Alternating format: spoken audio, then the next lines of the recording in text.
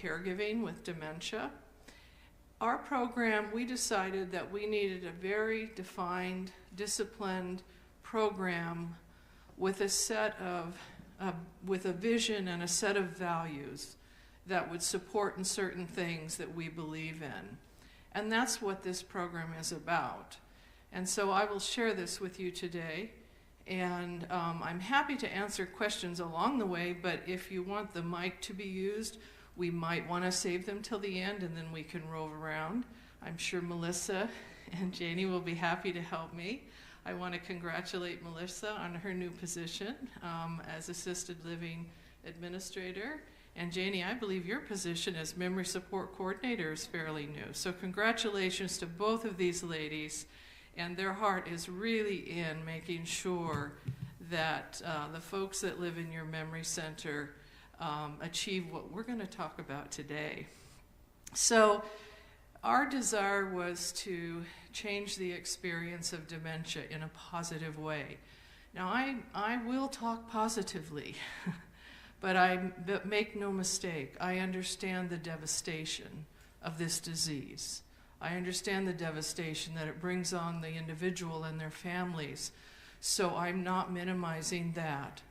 But our desire was, okay, there's no cure yet, right? There's a lot going on about it, but there's no cure yet. What can we do to change the life experience as positively as possible with this very, very difficult disease? So a program in and of itself is a vision, a set of values, a set of ideas that serve as a blueprint. So, you know, they often say, if you don't identify where you want to go, you're not going to be able to get there. And that's what this is. It's a map so that we clearly define, as we caregivers work with folks with dementia, that we're all on the same page. So we believe in this premise, a positive premise, that I am able. So that applies to all those that are touched by dementia. It applies to the person with dementia. We want to take a positive approach, a strength-based approach, and say, what are they still able to do? What are they still able to enjoy in life? This also applies to caregivers that are empowered to do wonderful things for people with dementia. I was just talking with Janie this morning, and her folks have been through this 11-course training that accompanies this program.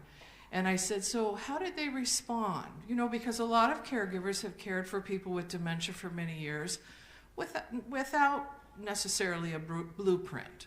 They understand the disease, they're taught about those things, but not necessarily a set of values, a vision. And Janie, correct me if I'm misinterpreting what you said, but you shared with me that caregivers now see more meaning in their work because we have said, do you know what a wonderful thing it is that you're doing? So let me tell you that sometimes caregiving for folks with dementia is a lonely job. So you have a wonderful little secure unit center, and so we're not all traipsing through there all day long, are we?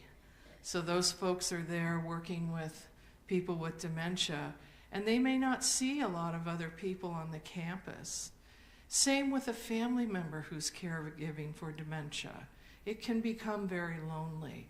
And so we want our caregivers to understand that we want them to be empowered to find meaning and joy in their work as much as we want them to help residents find that. So we believe that in this, that it is able to, you are still able to experience joy and fulfillment. And I'm going to give you some examples. Let me give you a little one right now. This morning I was in your memory center, and Janie and the staff had this beautiful large screen TV with this beautiful program of nature pictures with music in the background. And one of the residents was standing there in front of it. She didn't realize initially that we were there. and she's looking at it and she's smiling and says to herself, "That's beautiful. I love to look at beautiful things. That doesn't need to change if I get dementia, right?" So we believe that it's possible to experience joy and fulfillment with the disease. Here's a lady, Emma. That's not her real name. Do you think that Emma looks beautiful there? No. Do you think she feels beautiful? No. Yeah, she feels beautiful. I'm going to tell you more about Emma at the end. So our vision is to enable those, everybody can hear? Am I close enough to the mic? Okay. Our vision is to enable those affected by memory-impairing illness to find joy and meaning in their daily lives. And we do that with 3 pillars: specially trained staff, adaptive programs, I'll explain what that means, and purposeful space. So let's start with specially trained staff. How are they trained special? What do we talk about when we're in this training? We believe everyone caregiving should become a specialist. And so the folks that go through Janie's program here, they graduate and we call them a memory support specialist. They get certified in that. And we have a set of 11 values.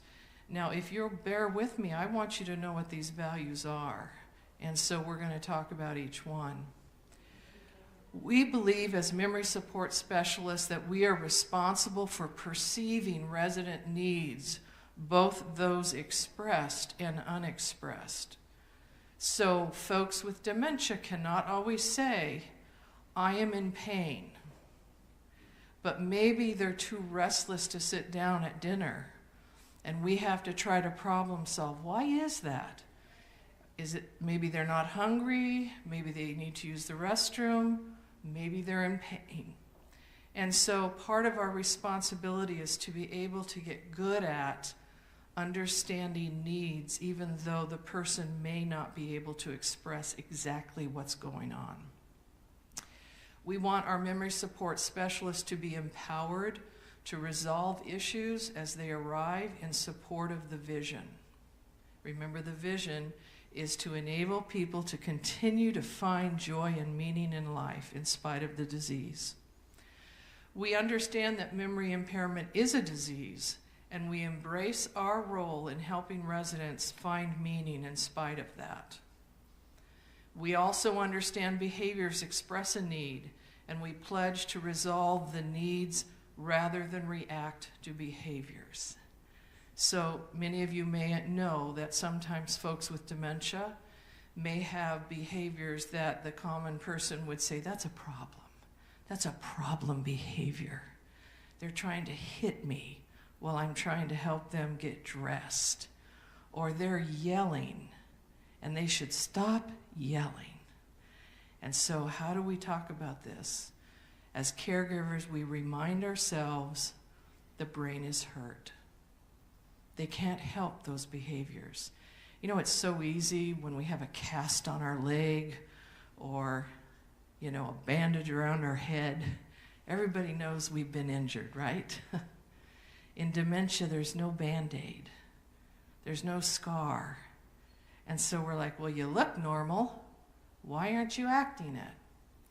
And so we remember that the brain is hurt. We challenge our memory support specialists that they will continuously learn about memory impairing disease and methods to support the individual's success. We do that because there's so much going on to study this disease. So the statistics now is that 1 in 10 of every person in the United States that is 65 or older will at some point in their life get dementia. We need to pay attention. The Alzheimer's Association is paying attention. There's a lot of educational institutions that are really devoting a lot of study to this. So we believe we need to keep up on what's going on. We also believe that we are accountable for using and maintaining the physical space as it was intended. You will understand that value more when I talk about how we design and how we appoint physical space that people with dementia live in. We believe that we should celebrate the person behind the disease by focusing on their strengths and not their limitations. We need to know that person in order to do that. We want to support continued relationships with the important people in residents' lives. So I've seen many a family member come in out of duty, out of love, to visit their loved one with dementia. And it's often hard to do that because there's not the same possibility to sit and have conversations that we used to have. Daughters who will say, Mom, that was Cousin Betty. You keep thinking she's your daughter. She was your cousin, remember? Anybody ever been in conversations like that, right? And so it becomes hard for family members and friends to keep coming.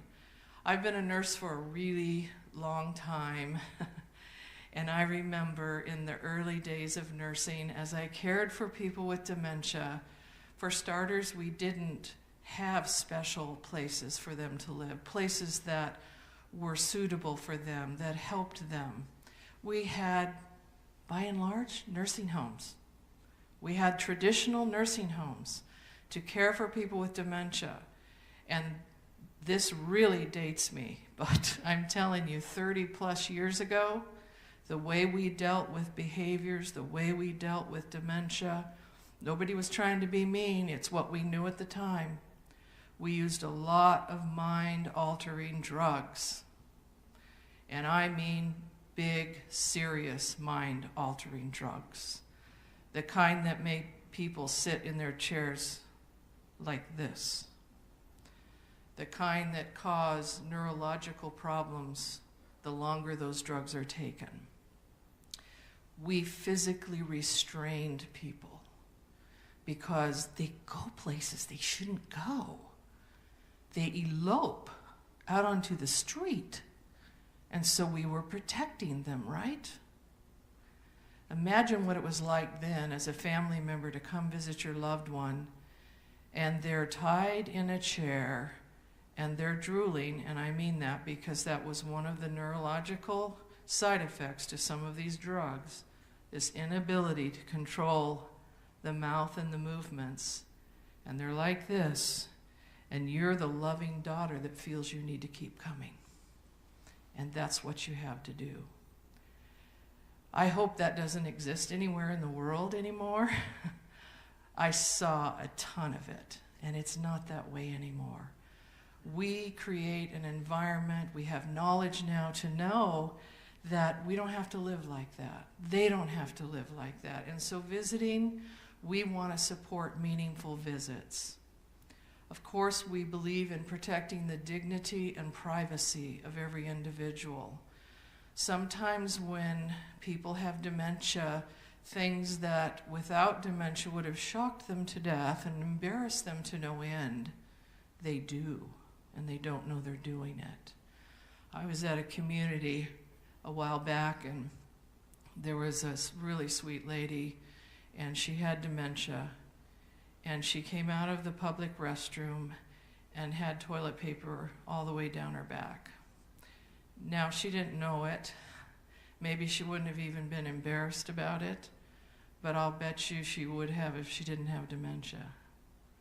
So we just started walking along together, and I put my arm around her, and we took care of that problem. But we want to support the dignity and the privacy of people. And we want our memory support specialists to be proud to achieve the goals that we're setting out to achieve, and I'll share those goals with you. So we first start, remember I said, educating staff, specialized training. They understand the disease. They understand that we evaluate each individual, not so much clinically, you know, like when you go to the doctor and they do all manner of tests on you. We want to know who that person is. I mean, I often think about if I didn't have loved ones and children and friends, and tomorrow I got dementia and I had no one in my life, who would know that I had been a nurse? Who would know that I'm a mother of 4 children? Who would know that I love to garden, and I love to cook, and I love to watch birds? Who would know, right? We want to know the person behind the disease, and there's so many reasons for that, but not the least of which is the dignity of having your legacy live on. But there's also other value in that, because we honor that person. We can have meaningful conversations because we know that they taught young children. We know that they traveled extensively. We know that they were a farmer. And so we're able to have meaningful conversations. We learn methods to respond to those behaviors that we talked about. We learn new approaches to programs. What I mean by that is, you probably are all familiar with, in health organizations like nursing homes, assisted livings, memory centers, you hear about activity programs or recreation, right? Well, we do that in memory care, but we also expand that to meaningful programs that are available all day long, and I'll share what that means. We approach nutrition and dining in a different way, and we teach the caregivers about that. We talk about the importance of family support. We try to help memory specialists to understand the journey the family's going through. It's not just the person with dementia, but the journey the family's going through. We believe in supporting continued spiritual and cultural needs. So someone who's very spiritual in their life, and church and certain things are very important to them, we cannot just assume that goes away because they have dementia and they can't tell you what church they went to. My father died 2 years ago at 90. As it turns out, he'd never got dementia, but I often thought, wow, I would really need people to know him. They would need to know that he got up at 4 o'clock every morning and spent time in prayer and with the Bible. They would need to know that he liked certain TV programming, religious programming. They would need to know he was vegan. There's so many things that they would need to know for him to continue with a meaningful life. And then, of course, we do talk about the sensitivity of end-of-life care, because dementia, while in and of itself may not be the primary cause for death, sometimes it is, depending on the type of dementia, but there's end-of-life care in memory support centers. So we ask, who are these people? What was their life story? What were their accomplishments, their disappointments, their experiences? What were their interests? So we often have to say, we want to know what their interests were, but we also want to know if that's changed. So you'll get, the son who says, nope, my dad loves to golf. He always loved to golf. And so we try to set up golf, and dad's super frustrated with it because it's not the same anymore. I don't have to get dementia to be super frustrated with golf. Maybe it'll switch and I'll like it when I get dementia. What are their preferred routines? When they get up, when they like to eat, when they take a nap, what programs they want to watch. It's like all of you. How does your day unfold? Don't you want somebody to know that if you can't tell them that? One of the most meaningful exercises we do when we teach this class is we have a simple piece of paper and we say, how does your day unfold, student? Write down, how does your day unfold? When do you get up? What is the first thing you do? What do you like to do after that? And we talk about how important that is to us so that we understand how important it can be to others. And certainly preferences for food, leisure time, and work. So all of that is sort of a window into a mind that is hurt, that is somehow damaged in some way. And we learn in that those behaviors I talked about, that historically were problems, and 30 years ago we gave you a pill if you acted out so you'd calm down. We understand those behaviors aren't problems. Those behaviors are an expression of a need. And it's our job to play that guessing game in a very methodical way to get to what is the need being expressed right now. I'm going to tell you a story. This is a true story. It's not really the guy I'm talking about, and not really his name. But this is a true story in a memory center I worked at. And there was a retired colonel, Chad Smith. He lived in Marcus Memory Support Center. And one evening around bedtime, he became very agitated. And he was believing that the facility was an Air Force base and that it was under attack. And of course, with his history, that was very agitating to think that you would be under attack. And the staff did the usual kind, caring things. They encouraged him. Colonel Smith, it's okay. Why don't you go rest? It's bedtime. Would you like something to eat before you go to bed? And he just insisted, no, we are under attack. So think of it this way. We think, why doesn't he get it that we're not really under attack? But what if I told you right now you're not really in this room? You're not really here. Would you argue with me? Would you tell Melissa that I need a bed over there? Sure you would, right?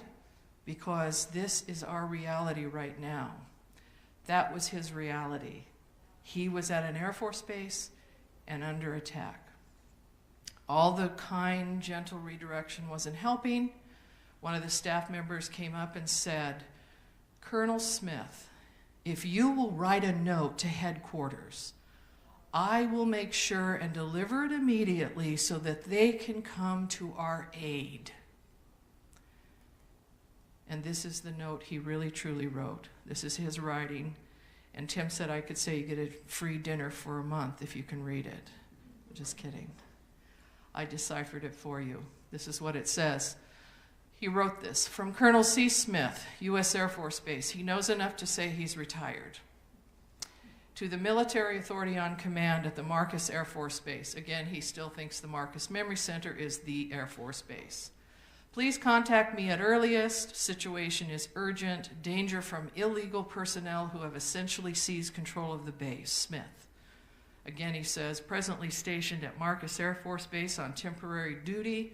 Urgent action needed. Staff member took the note.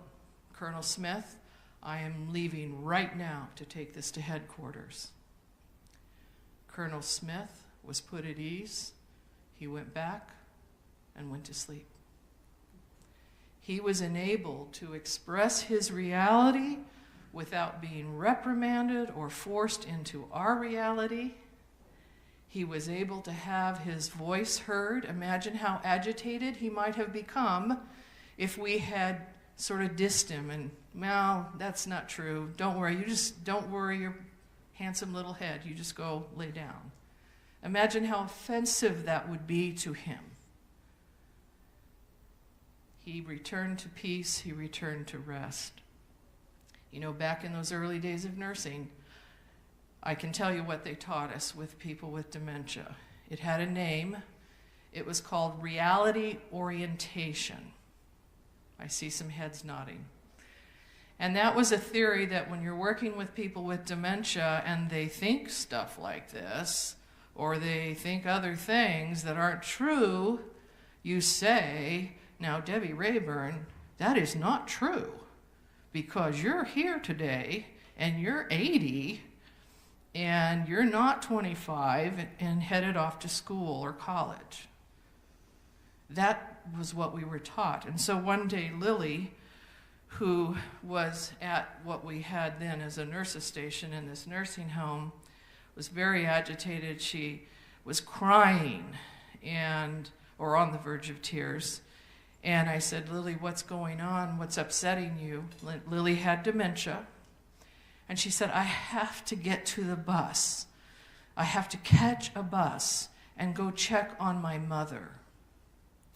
And I, being the dutiful, obedient young nurse, said, now, Lily, you're 87, and so let's think about this. That would put your mother probably well into her hundreds. And so your mother isn't living. And Lily started to cry because I was just the one that told her her mother died, even though her mother had died years earlier. Now, this isn't to say we run around lying to people with dementia, but healthy redirection and sometimes getting in their reality and walking out into reality works better than forcibly saying no, yes, no, yes. That only adds to behaviors that are disturbing to them. You know, I often say we called it problem behaviors because as caregivers we ended up dealing with it. I try to turn that around and say to memory specialists, have you ever had an anxiety attack? I have. It's awful. They're feeling anxious. They're feeling disturbed. Colonel Smith was feeling frightened. Those are real emotions, even if they're not based on reality. And so the real problem with that is for them. And we want to move them into a happier place without the use, as much as possible, of mind-altering drugs. So we know who they are. We give them gentle guidance throughout the day, positive distraction versus forced redirection. We're looking for those needs in that behavior.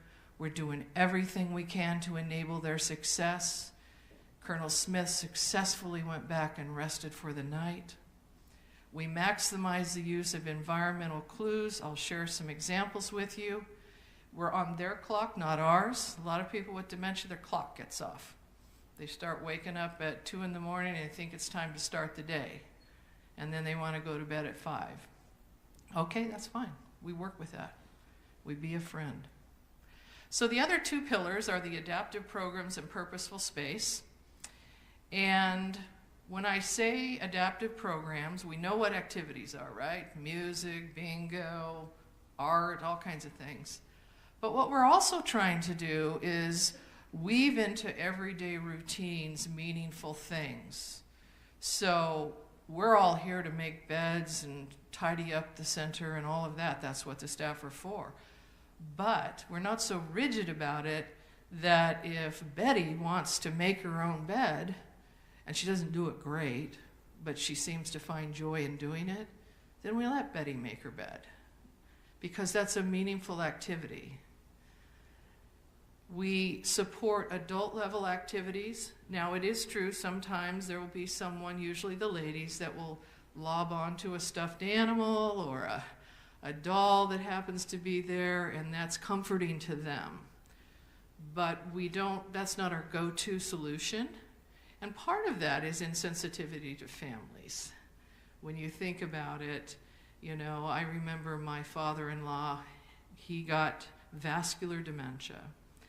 6'5" guy, physician, always in charge, and he gets dementia and he becomes like a child. But none of his 5 children wanted to walk into the room and seeing staff promoting literally some childlike activity, because this was Dad. This was Dr. Rayburn, Dad. And so it was hard for families. But there were meaningful things that he could do at his level to be successful. We like to promote socialization at the level desired by the individual. Let me give you an example of how preferences change. My father-in-law loved to go to church. He went to church every day they had church. I didn't know they had church that often, but every day there was something going on with church. And he especially loved Wednesday night Bible study. And so even after he got dementia, he was receiving home care at the time, we supported him to continue to go to Bible study at church on Wednesday nights. And the night that we found him, all 6'5" of him, curled up under a pew, we knew he couldn't manage it anymore. It was too much. It was as if to say, I know I'm not performing like everyone in this room is, and I don't know how to, so I'm going to get out of this situation, and I'm going to get where I need to go. And in his case, it was under the pew. So there's changing levels of interest, and part of that is because they sense they're not performing anymore. He liked to eat out. That just became so hard for him, just agitated hard. And so what we substituted, knowing that he had a big old sweet tooth, and he used to take all 4 of his boys to the grocery store for the intent of buying pastries. And my husband said, let's try reversing this. I'm going to take him to the grocery store, and we're going to make a beeline to that bakery.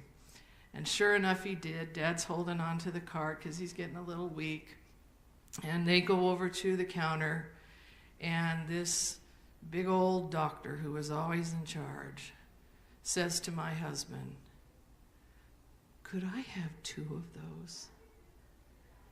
And of course, my husband says, absolutely. And then he moves over to the cookies. Could I have a couple of those, but don't tell your mom? Something will remain, right? So changing preferences is a reality in this disease. Let's talk about living space. We try to make it non-institutional, as home-like as possible. You can see that picture. We don't do that. That's way too much for somebody to manage, frankly, even if you don't have dementia. So we provide manageable spaces, warm, mid-range colors. We avoid patterns that dominate and move. So there was a time when it was fashionable to have carpet where you had big dark borders, you know, as decoration, either in the middle or on the side. Does everybody remember that? Maybe you still have some here, I don't know. What do you think people with dementia did when they came up to that big old dark border in the middle of the hall? They were afraid to cross it because it looked like a hole. And you'd see them putting up their leg and trying to get over it. Not everybody, but we're sensitive now to what we put in environments because it might be hard for them to manage. So I talk about purposeful space. And we really promote in this program, does anybody know what a Montessori school is? So you know that they have a lot of purposeful space that kids can spontaneously engage in. Well, we do that with dementia. And so it might be something as simple as a desk. In fact, when I was in your memory center today, Janie has bought a desk and put some interesting things there, and anybody can walk by. And Janie was a lady who worked in an office whose Janie took and showed her the desk, and she used to come in your office, right? Talk about her years of being an office manager. And she saw the desk, and she started to cry because she thought it was for her. So I tell you another story. We had a lady in another community that had been a CPA, and she transitioned into memory support because her dementia became unmanageable outside of it. And she really had a hard time adjusting. She was just having a really hard time. And the manager of that memory center thought, you know, she was a CPA. I'm going to try something. By the way, we try stuff. It doesn't always work. But she says, well, I'm going to try something. And so she goes up to her and she says, Donna, I have this desk over here with this adding machine. And I am slammed right now because it's budget season for me. And I have all these numbers that need to be tallied. Would you mind doing that for me? And they were simple, list of numbers. For 2 weeks, she sat there at that desk during her waking hours, tallying these numbers. So she got that meaningful activity, right? But here's what else she got. People walked by and said, Donna, Mary tells me that you are really helping her get her work done. She's so grateful. Thank you for what you're doing for her. She got a lot of attention, a lot of kudos, a lot of compliments to help her through that adjustment period of time. We put armoires with vintage clothing, and Janie's on the hunt for one of these. Oh, you have one ordered. All right, so let me put a plug in for Janie and her armoire. If you have wonderful hats or purses you don't want, or jewelry, or vintage clothing, or an evening gown that you think, I will never wear that again, or a shawl, Janie will take them all. Because here's the deal. Sorry, guys, it's not that. That's probably not as interesting to you, but the ladies love to rummage, and they love to take things out of the armoire, and that's really okay. And they take a purse for a day, or a shawl, or some jewelry, and sometimes they stash it in their room and forget about it, and the staff find it later and bring it back to the armoire, and it's all brand new again, right?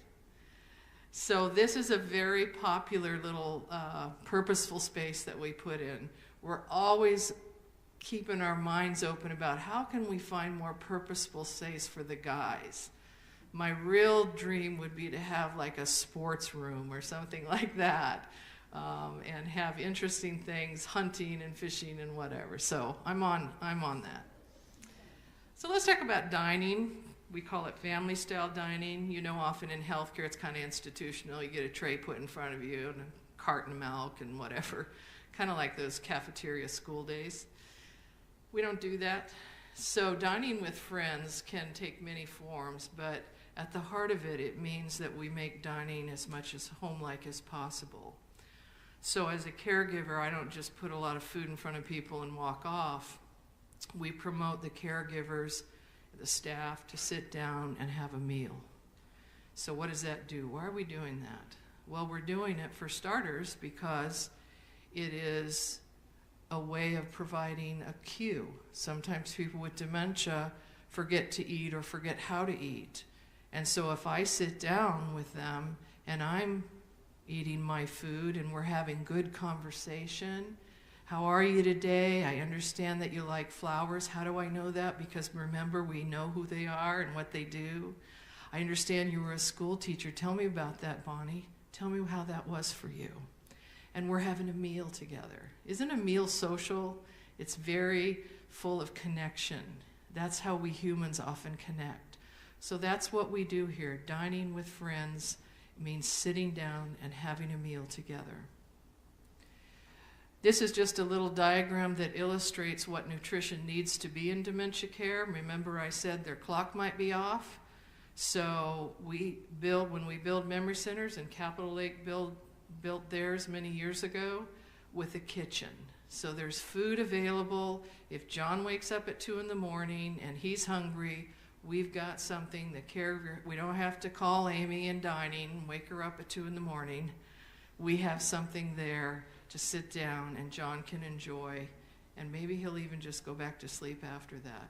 I mean, you don't have to raise your hands how many of you raid the refrigerator during the night, but that's basically what we're trying to support. So, what are the key success factors that we're looking for? We're looking for improved levels of functioning in the person. I heard today a wonderful story coming out of your memory center. And it started with the idea of dining with friends. And there was a resident who wasn't eating, or it was very, very difficult to get that going. And it was Janie who decided to sit and have a meal with her. And she began to eat on her own with that kind of modeling. Another resident who hadn't spoken for a couple of months. Sometimes in dementia there's a real withdrawing because there's enough awareness to say, I don't know what I'm doing. There's depression in dementia, by the way. Just because you have dementia doesn't mean you can't get depressed about your situation. And this lady hadn't talked for a long time, and you have a wonderful program here. I heard about it in the board meeting. You have the music and memory program where we download songs of meaning for each individual, whatever groups you liked growing up, whatever songs you liked, be it classical or rock or bebop or whatever it is. We learn that about our residents, and we download that onto an iPod. So it's very personalized. And this happened for this resident who hadn't been talking for some time. And she turned one day and said, "I'd like to sit in the sun." Do you see where this is going? There are so many things in life we all enjoy that are very simple pleasures that we don't maybe think about, maybe we take for granted. The joy of sitting in the sun. I bet if the sun came out today, you'd all be out there. Lucky for me, it's snowing. The joy of having a good meal with a friend. The joy of sitting down and having a conversation. Just because somebody has dementia doesn't mean they can't have a delightful conversation.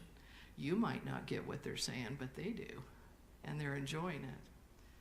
So we see a reduction in those behaviors that challenge their peace and happiness when we have a solid program like this. We have minimal to no use of mind-altering drugs. I never say that they're never used because sometimes people get in a crisis, but they're not our go-to solution like it was 30 years ago. We see greater family involvement and satisfaction, and that probably is obvious from back in the days when it was so hard to visit with people because they were too drugged or there was nothing in the environment to support. In our memory centers, there are things families can pick up, a picture book or a stack of cards or go over to a puzzle. Mom, let's work on this together. So there's supportive props to help that visit be all the more meaningful. So we also see the overall quality of health and life is supported. This program does not cure dementia. We don't have one yet, but it does help people to be engaged and find joy in their lives. This was a memory center where the ladies were having Red Hat Day. The ladies were, and part of that event was ice cream. And these two guys figured if they put the hat on, they could get in on the ice cream. I think by the look on their face, they're having some joy. They're having fun, right? So we don't lose the desire to be silly. How about that, a bowl of ice cream? I don't want to ever lose that as a pleasure. So back to Emma. This is Emma. Remember that armoire? This chiffon dress was in that armoire. I'd found it in a vintage store in Portland, Oregon. We put it in the armoire. And every day Emma would go get it. She never actually put it on. She'd just go get it, and she'd put it in her room. So this was her birthday, and the caregivers decided they knew exactly what dress she'd want to wear on her birthday. And they added a little makeup and a rose and some jewelry, and there's even a tiara there that she decided not to wear. And Emma feels beautiful. She feels special today. She may not be able to say what her age is on this birthday, but she knows on this day she's special. It looked as if she had a sash around, almost like a restraint. Could you go back to that picture? She had a sash around her. You mean this picture? Yeah. That's a little black shawl. But it isn't actually confining her. Oh, no, it's a shawl. It's much like this that she has around her shoulders. Yes, good eye. Good eye. Last story. When I lived in Portland, Oregon, I worked for a different company. We had many memory centers all in the city and surrounding areas. And Portland used to have Rose Queen Day, and it used to be a senior. But then they stopped that, and they started going with the young girls, and we were like, what? That's not right. So our company decided to have a Rose Queen Festival for our residents, and each center would choose a princess. And they would come to this beautiful hotel, chandeliers for a lunch. And the caregivers got so into this, they started getting together and buying evening gowns and corsages and getting limos and having the family come. And this was really a big event. All these ladies had dementia. And then they'd come and we'd hear a little bit about their history. The family got that wonderful opportunity to know others were interested in their loved one and what they did in their life. We saw vintage photos. It was beautiful. And then someone was appointed queen. Every one of these ladies had dementia. And when they were walked or rolled in their wheelchair down a red carpet, do you know what they were doing without us telling them?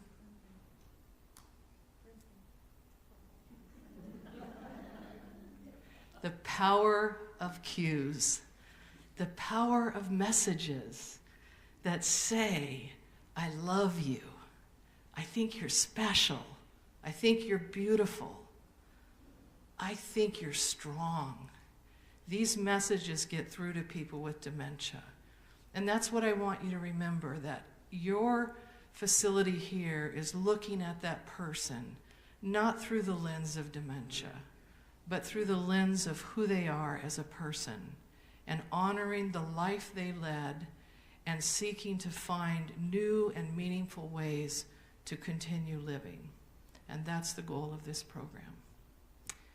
Thank you very much for having me, and I'm happy to take questions, and I think I even have a roving mic.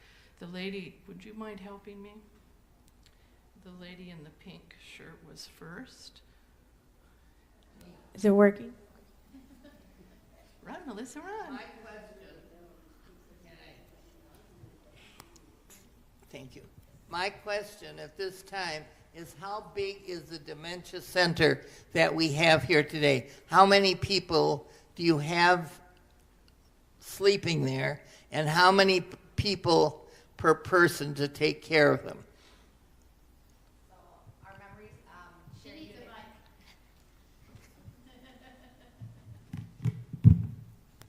so we have 12 rooms. We currently have 13 residents because we have a couple. We have 12 rooms, but we have 13 residents because we have a couple that's living up there. And we have 2 staff during waking hours and 1 staff at night.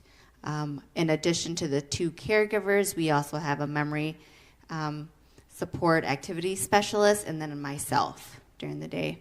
So basically, you have a person for 6 people? All Yes. the time? Mm-hmm. Yes, and then you also have a nurse that's worked some to deal with the clinical. Right. Do you have a nurse up there? Not up there for the whole facility, but we are increasing our nursing staff. You don't have a nurse over there, I understand. We are, Nurses left. right, so our new nurse is starting next week, and I can let Melissa talk on that. So we have an RN who oversees all of the nursing, the clinical side of things at the assisted living, but we also have an LPN right now from the health center who's been covering while we haven't had that RN.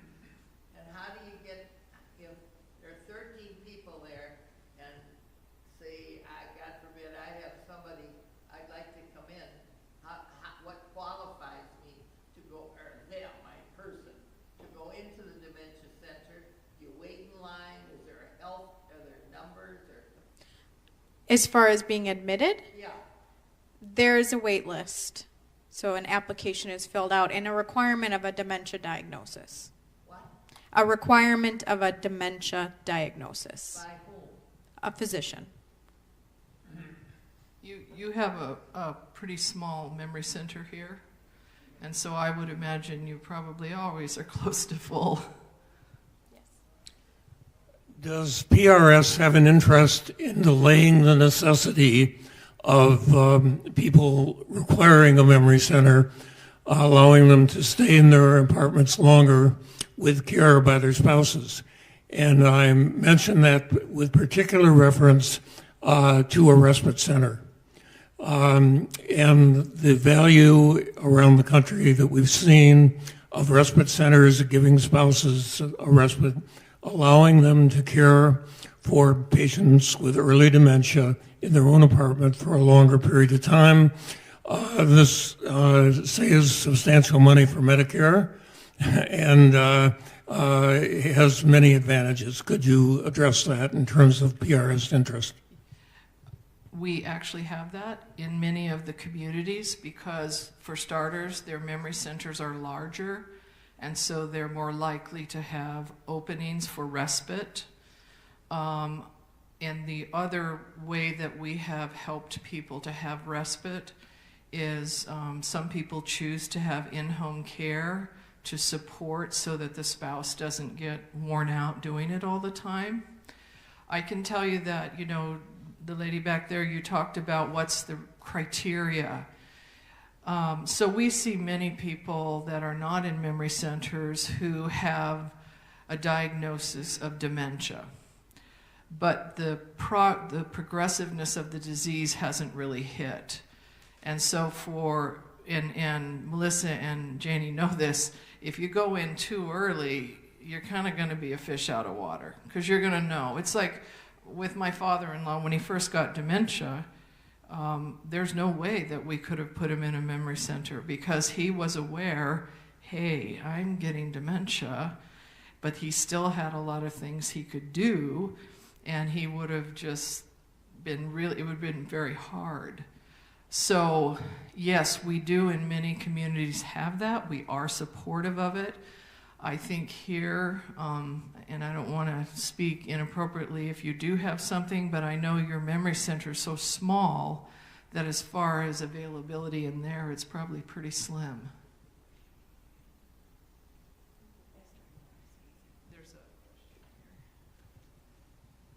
This is more a suggestion. My sister-in-law became quite severely demented 5 or 10 years before she actually died. She was in a very fine private place in Champaign-Urbana, and each resident's door had a little biography on it. My name's Virginia. She was a healthcare executive.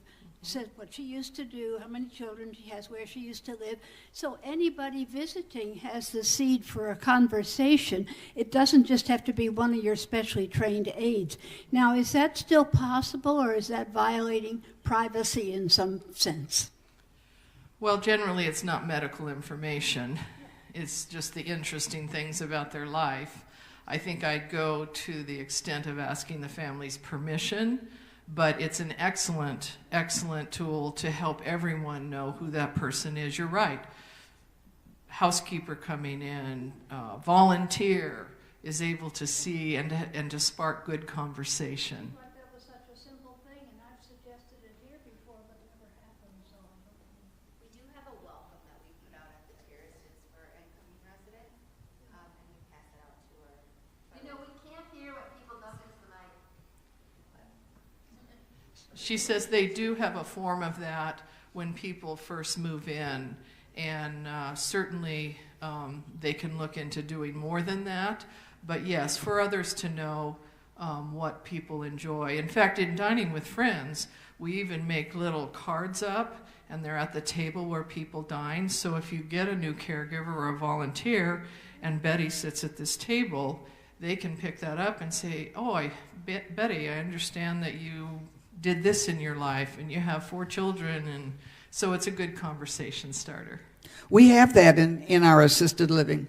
Tilly Riley, when she went down, needed assistance. Her mind at 97 is as quick as it can be, and she took it upon herself to write, have a picture made and write a biography of every person. It's still downstairs, and then she became an advocate for everybody and would come to the Clara meetings, committee meetings, and she, it just slipped my mind, but I think we are very lucky here because we have doctors that listening to music has been talked about for 5 years that I've been here, because one of my friends is a professor and has in that field, and she's been very, very interested. And then we got a specialist who knew how to bring it about. And so I really think we're very lucky. Yeah, that's a wonderful story, and how she took initiative to do that and the support you have. Absolutely.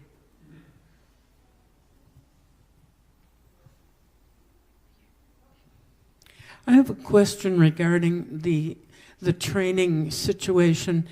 I think that part of the model is really excellent, but I have a question. I understand that over the years we've had anywhere from 30 to 35% turnover in our staffing, and many of the staff who work in the terraces at whatever level are students who come and go, who are part-time, and they graduate and they move on, and you lose the effect of all of that training. And I'm wondering what is being done to develop a more committed staff, someone who's going to stay and not move on at the end of the semester or once they graduate, because I see that continuity of care. I'm a nurse myself, and I understand that continuity of care is really a huge piece. Good question. So continuity of care and the same consistent staff is important, I think, in all healthcare levels. It's hugely important in memory support for all the reasons we've just spent the last hour talking about. So let me address the training, and then I think Janie has some thoughts on the staffing itself. So part of the discipline of having a program is that it also has some expectations attached to it. And one of those expectations is that staff who come to work in memory centers in our communities, that they get the full training in a certain amount of time. So they have to actually become certified to continue to work in the center. The other thing we've done to support the overall knowledge is all of our communities, including Capitol Lakes, has online learning, and there's tons of information and learning where they can sit and do a 45-minute course on all aspects of dementia. That's not the only thing we do, that's just in addition to what we do. And Janie, you want to? As far as staffing goes, during our interview process, we are very selective of the people who we choose to work on our memory care center. But we also look at that, we look for those career caregivers. So a lot of our students come in as what we call 0.0 or PRNs, and so they help kind of supplement if our long-term caregivers need time off or a day off. That's what we look to them for. But we really look to find somebody who can work long-term so that they can build those relationships, and all of those training hours and the knowledge that they learn isn't just used for a few months and then they're on their way. And is that working? It is.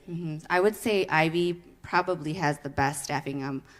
Part of our QAPI measures is to make sure that the staff who work that floor it's at 90% or higher. So the people who work there need to be consistent caregivers. How well paid are they? That's something that I would agree we need to work on, but yeah. One of the recommendations we have in the program when you talk about pay, and that's a discussion we could spend all night on, is because we feel they become specialized, and this is really for Melissa to work with administration on, but we've suggested that once they become certified and live those values that we talked about, that they have a little addition to their hourly income for this achieving this success. Well, I have a husband in the Ivy, and so I'm very aware of what's going on. But I would like to have Melissa Patterson introduce herself and introduce Janie, because many of you may never have seen them before. And tell us about the nursing. So I am Melissa Patterson. I'm the new administrator over at the assisted living at the Terraces. I've been at Capitol Lakes, an employee here for 15 years, and in management for the last 9. So I'm excited for this opportunity. As far as the nursing goes, we do have an RN coming on board that we just hired, officially starting on Monday, and we're working on hiring 2 LPNs, one who is officially going to be transferring over from the health center, who's been helping us out during this transitional period. And then the other one we're still working to hire. And then Janie Rodriguez. I'll let her talk about herself. So I am the memory care memory care coordinator. I moved into that role last summer. Previously, I've been with Capitol Lakes for 9 years. Previously to last summer, I was a caregiver. So I was a caregiver on the floor for 8 years. 2 of those years, I worked on Ivy as a caregiver, and then the other 6, I worked SAGE. I was a team leader probably for about 7 years. So I also... I did. I actually went out to PRS to get the Halcyon training last April? Last April. So Melissa, myself, Terry, and Patrick at that time, we flew out, got that training. So we were trained by the best. While you take the mic to her, I want to say one other thing. Any turnover is difficult in healthcare. And certainly Capitol Lakes wants to improve a 35% turnover. Any idea what the industry average is? It's closer to 80. So I was just walking through the health center today, and there was a big bulletin board with people that had worked here for a couple to 3 decades. You probably, yes, exactly. You probably, of all our campuses, and I can't say I did a full study on this, but my guess is you have some of the longest term employees of any campus we have. Yeah. I can't tell you what a blessing that is, but you know that. It's amazing. I'm sorry I was not able to be here right at the beginning of your talk. I had an appointment. Are you just talking about Ivy right now, or are you also talking about the other 2 units of assisted care? Is Ivy the name for your memory center? Yes. I am not directly talking about those. Certainly these concepts can be applied in any setting. I think it's really important to remember that while Ivy may be the memory care, it's small, and it does not take care of, not have room for a lot of people who might be able to go there. And the other assisted living floors have a lot of people with dementia. That's a really good point. So it's really important that whatever you're talking about programming, that those other 2 floors be included in training, and because there are just a lot of people with dementia on those other 2 floors. Absolutely, yes. Excellent point. And just to reply to that, all of the training, all of the Terraces employees went through the training, not just Ivy, every single employee. Good to know. Yeah. So I am happy to continue to take questions, but being conscious of the fact that this was an hour, we're 6 minutes over. I'm here if you want to keep talking, but if you are ready to wrap it up and start your evening, I understand. Thank you very much for your time today.